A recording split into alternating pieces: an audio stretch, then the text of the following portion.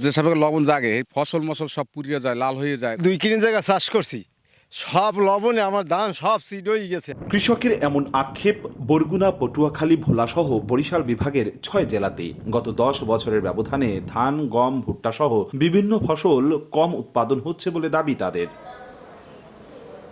কারণ অনুসন্ধানে গবেষণা করে বরিশাল মৃত্তিকা উন্নয়ন ইনস্টিটিউট, আর এর ফলাফলে উঠে এসেছে ভয়াবহ চিত্র। সেচের জন্য নদীর পানিতে 0.7 ডিএস এবং মাটিতে 2 ডিএস এর নিচে লবণাক্ততা সহনীয়। তবে বর্তমানে পানিতে 15 থেকে 20 ডিএস এবং মাটিতে 25 ডিএস পার মিটার লবণাক্ততা পাওয়া গেছে। এখন যে পরিস্থিতি আছে, এভাবে যদি লবণাক্ততা বাড়তে থাকে তাহলে কৃষির জন্য এটা একটা অ্যালার্মিং হবে।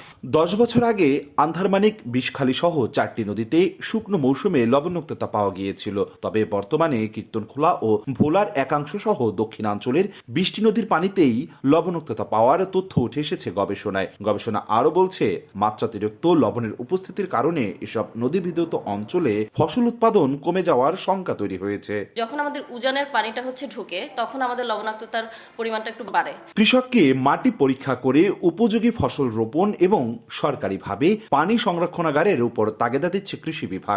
মিষ্টি পানি আমি সংরক্ষণ করবো, সেই সংরক্ষণাগার জলাধার সেটি আমার লাগবে। সরকারের সামর্থ্য অনুযায়ী এগুলো করা হবে। মৃত্তিকা সম্পদ উন্নয়ন ইনস্টিটিউটের তথ্য মতে, কৃষি জমিতে 12 ডিএস এর বেশি লবণাক্ততা থাকলে তা চাষের অনুপযোগী হয়ে যায়।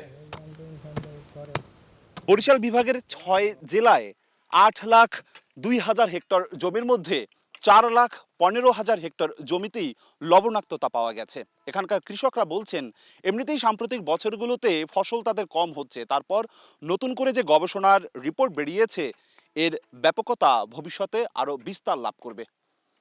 অপূর্ব অপু, সময় সংবাদ, বরিশাল।